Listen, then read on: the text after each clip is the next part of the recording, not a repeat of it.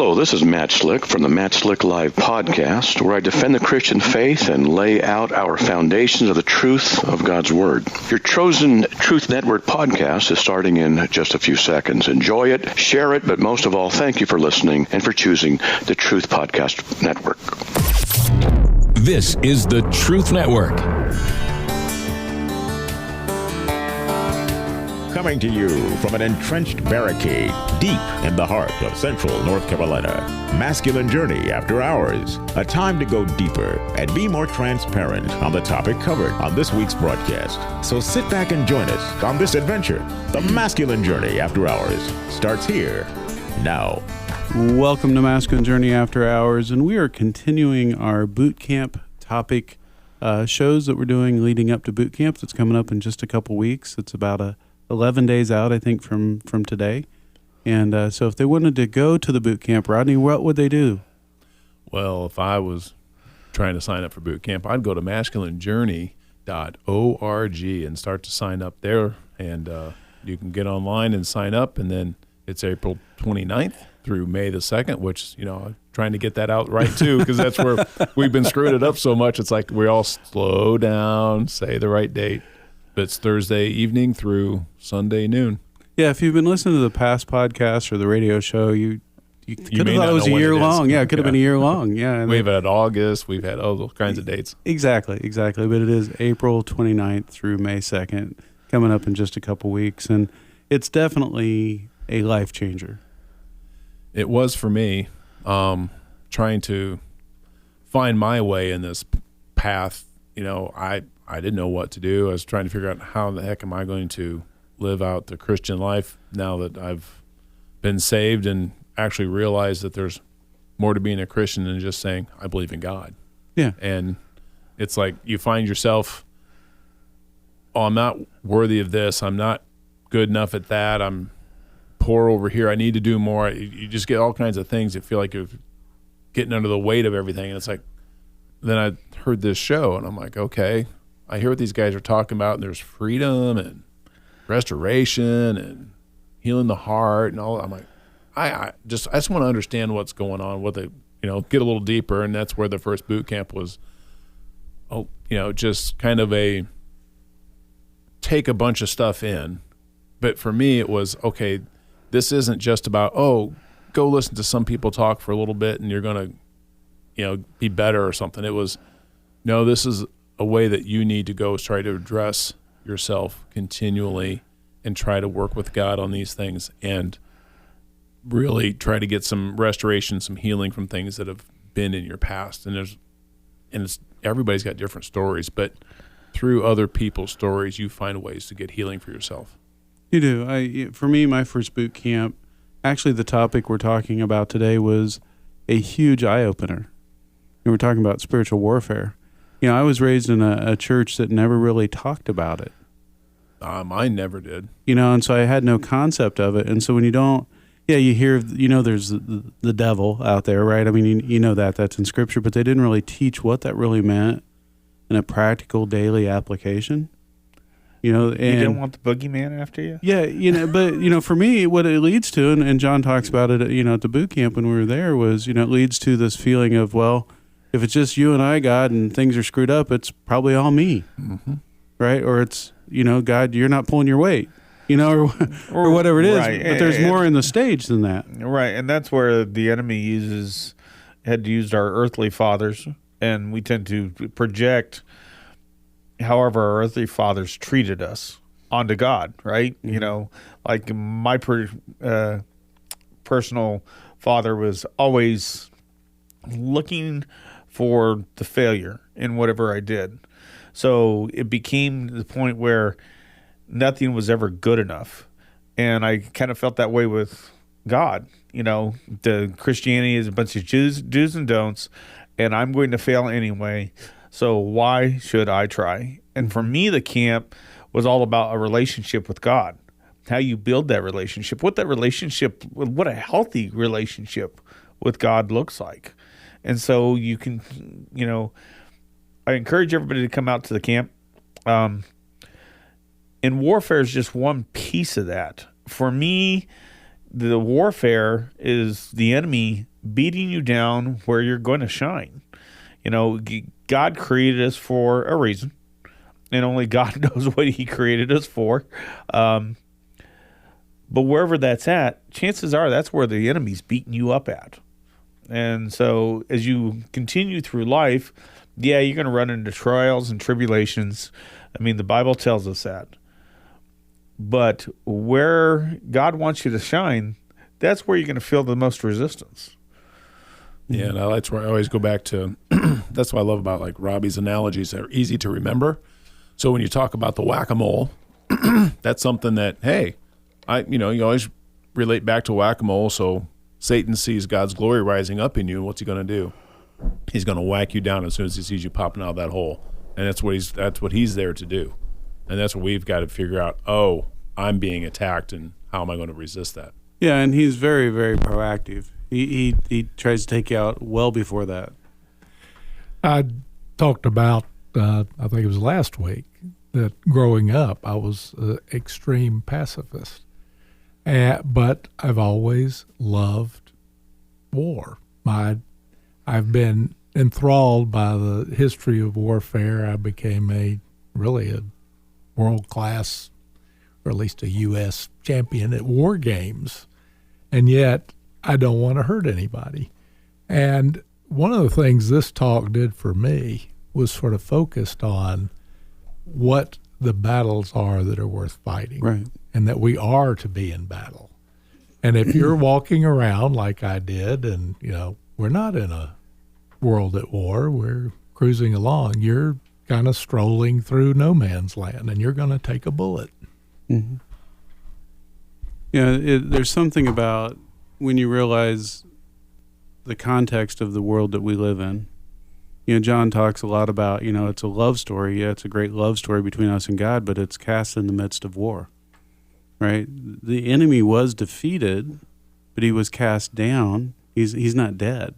He's still active in life. And when you don't act like he's active in life, it's so easy to get taken out. You got to realize that he's out there trying to trip you up. Well, I think that the best lie the devil has is that he doesn't exist. Yeah. And we, as Christians, we don't take that in when we first become Christians. People don't talk about how, Lucifer was thrown down with a third of the angels, and those are the demons, traveling the earth. And I know that it sounds like Hobgoblin. This ought to be a Halloween show, but for the most part, it's true. There's, a lot of stuff that is self-inflicted, if you will, right? Based on agreements that we've made in the past.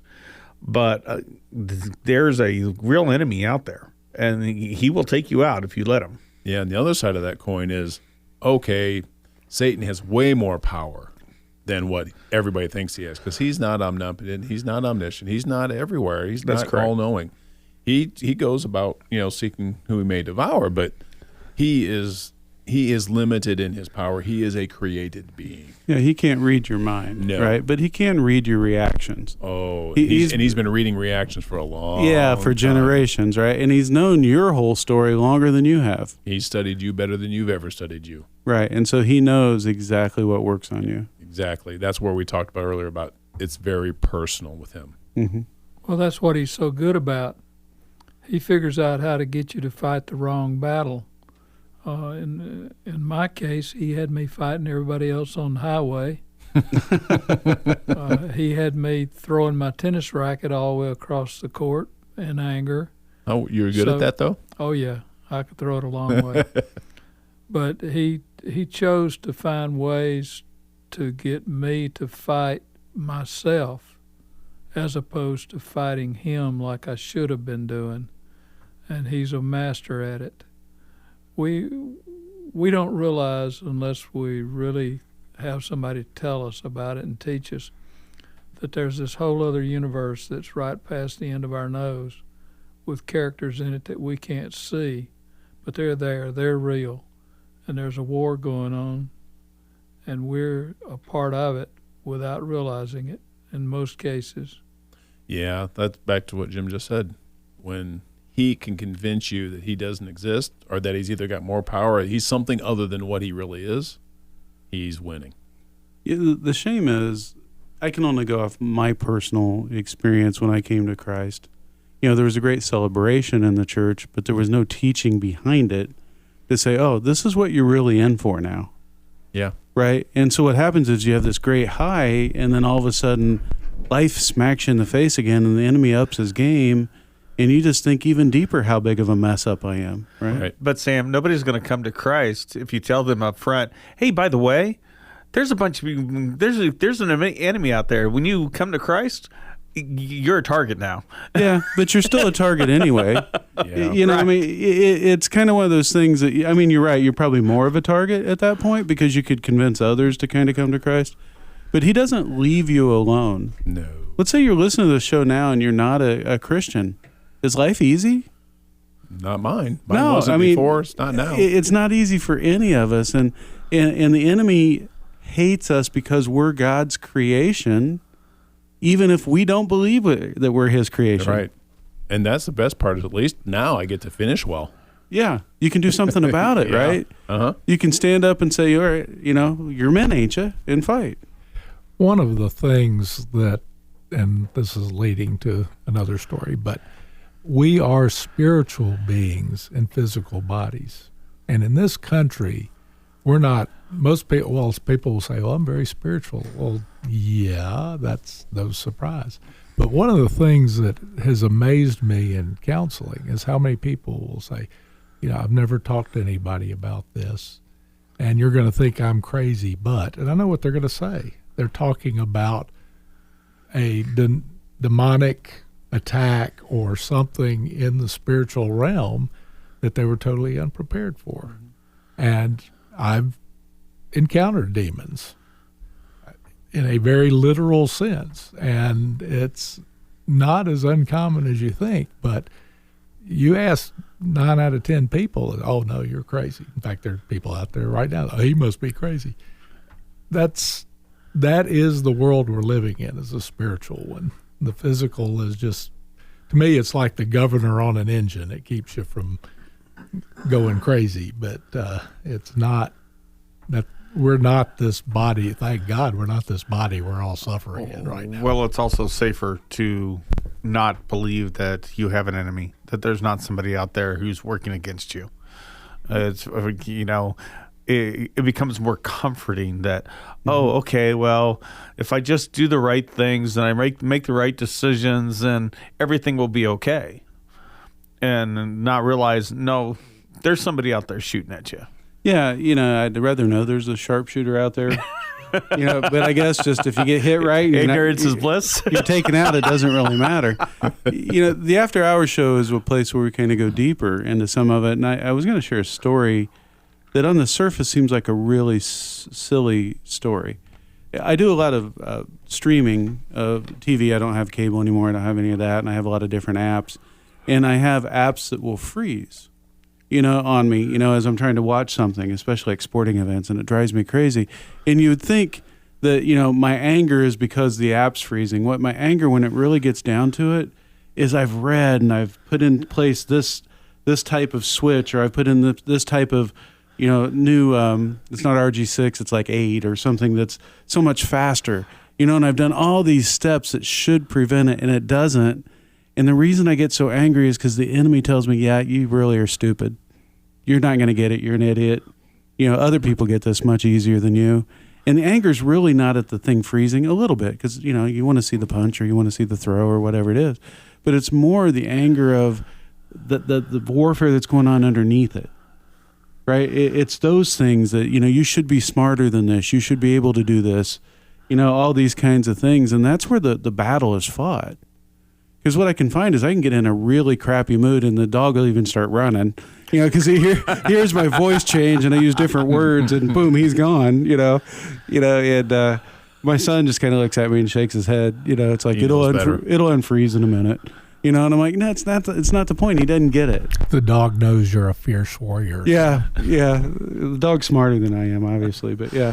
But that's where the warfare hits, on those little daily choices, because once you agree to that, yeah, I should be smarter than this. Why can't I figure it out? Boom. then the whole thing's different. The whole shift is different. I've now stepped into this new identity of Idiotville that I'm going to live in for a while. Chances are, Sam, it's not on your end. I'm just telling you from an IT perspective. Chances are it's not on your end. Thank you. I feel a lot better. I feel a lot better. If it is on my end, let me help you break that agreement. Chances are it's not on your end. But that's what those little things look like in warfare, and it's all these little pieces of evidence that the enemy will give you to try to get you to believe something deeper and deeper and deeper. Here's another example of this. Here's another example of this. Here's another example of this, right? And as long as you're just gobbling them up, you're just eating that poison, and it's going to come out not only at your own heart, but to everybody else's heart around you.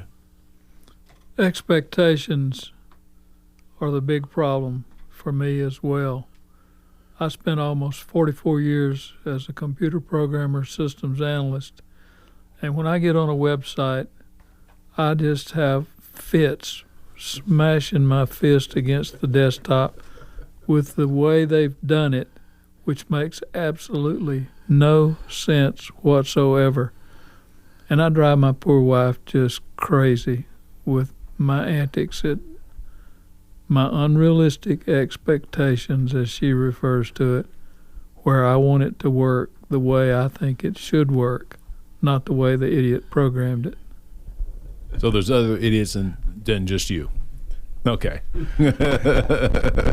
Normally the warfare is like, I'm an idiot, but I guess Harold's like, let me jump on that. There are a lot of idiots in IT, I'm sorry to say. Yeah, we got several here on the team. Huh? That's right. Everybody who resembles that remark, raise your hand. So I know we want to get to the Ben-Hur clip. Okay.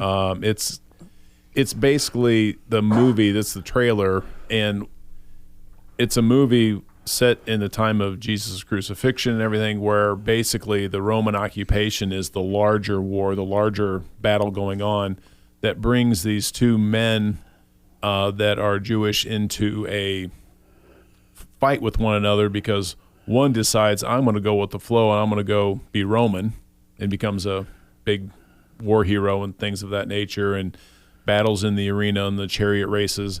And Ben-Hur is the one who's basically battling for righteousness in the Jewish land with his family, and all these bad things that happen to his family. That he gets betrayed by this guy who he thought he was basically a brother to him. That's how close he thought of him. And he gets betrayed, and he gets sent to where he's rowing in the galley down in the decks. But he kind of works through that in his life because he's a good person, and he finds that he gains favor. It's kind of similar to Joseph's story a little bit. And he kind of comes along, and people want to help him that he's working for, and people want to build him up. And then that's kind of where this trailer goes through. And at the very end, he gets a chance at battling the ex-brother that he had, that he's saying, okay, now we're going to battle in the arena, the chariot races, and a chance to actually get his revenge. No matter where you're from, this ship is your body. That drum is your heartbeat. And your God is the glory of Rome. How long were you a slave? 5 years. What is your name? Ben-Hur. My family was one of the most respected in Jerusalem. Welcome home. Please, I need you to tell me who our enemies are. Masala, I won't name names until we were betrayed by my own brother. Masala! You know we've done nothing wrong. Rome's calling for blood. Crucify them. No! The world you live in is Rome's. Their laws, their power. I won't let Masala go unpunished for what he's done to us. Our mother and sister. Was it a quick death? Go, go, go! Coward! My family, they deserve justice for what's happened to them. There is a way. In the arena, there is no law. Racing is a blood sport. If you lose, you die. If your brother is the pride of Rome, defeat him and you'll defeat an empire. Then you will have your vengeance.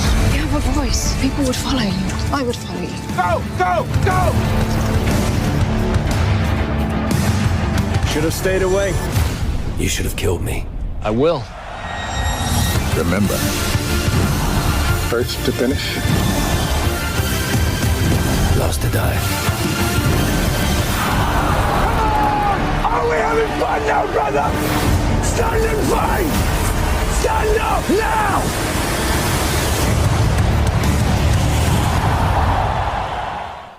So at least here you have an example where he's going to stand up and fight the evil. And that's where he had to first recognize what evil looked like.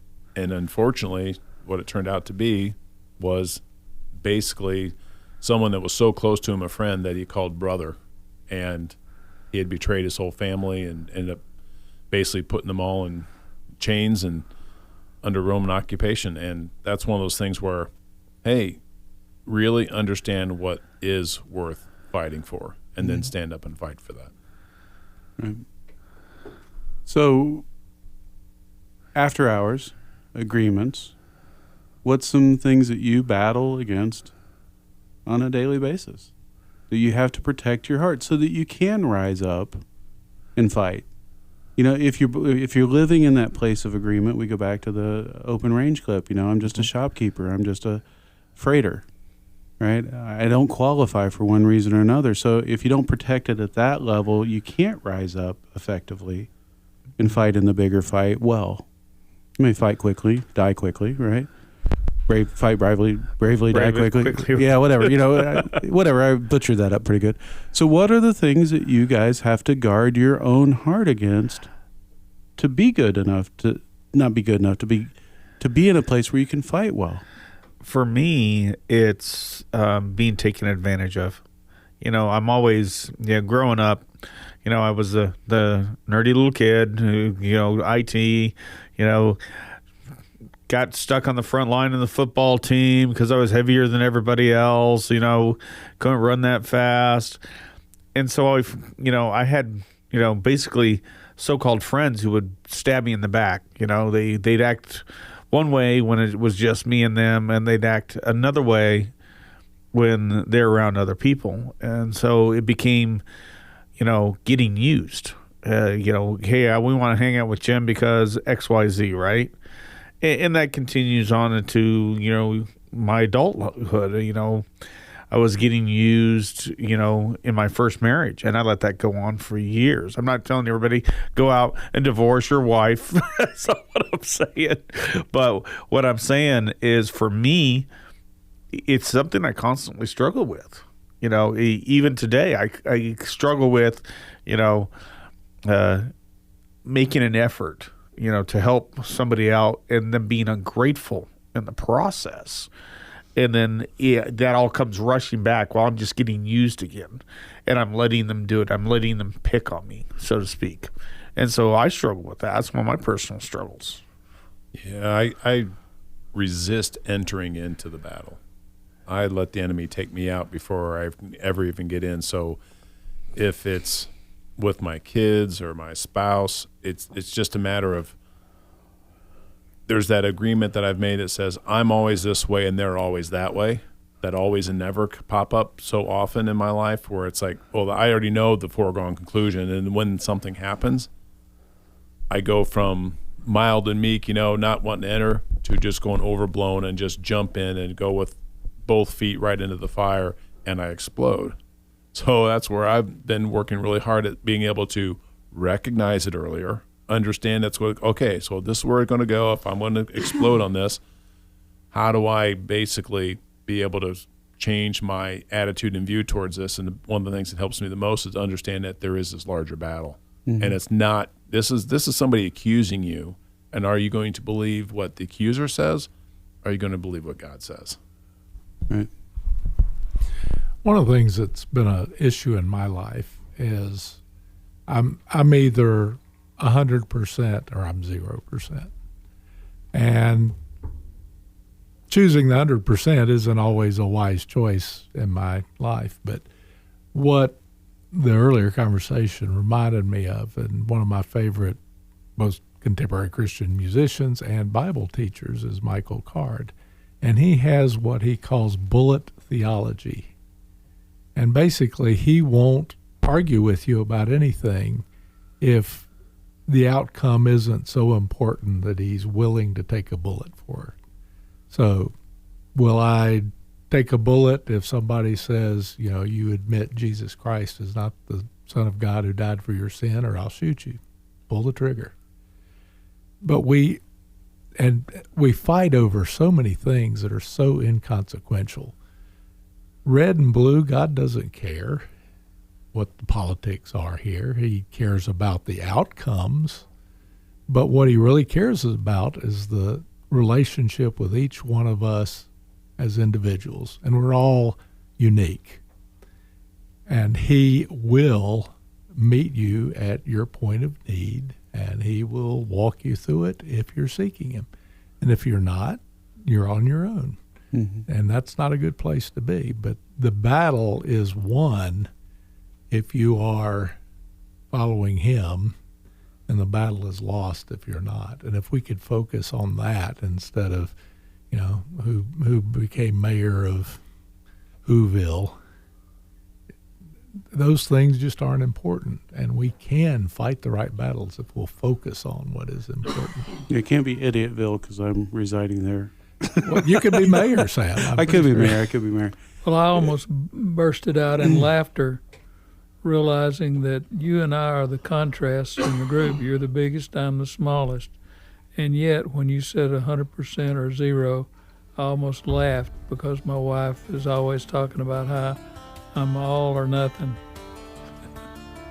Yeah, the thing that I would ask you to do as we head off, from this show is to go out there and ask God to say, God, help me understand these agreements that I've made. Where has the enemy been tripping me up? Where is my woundedness played into this? Help me to see how he's taken me out, because if not, you're going to end up fighting the wrong battles with the wrong people and really just causing a lot of damage. He wants you to fight evil, and evil is not your person across the street from you typically. It's not the person across the dinner table from you. It's the person that hates you the most, our enemy. Go to masculinejourney.org to register for the boot camp now. This is the Truth Network.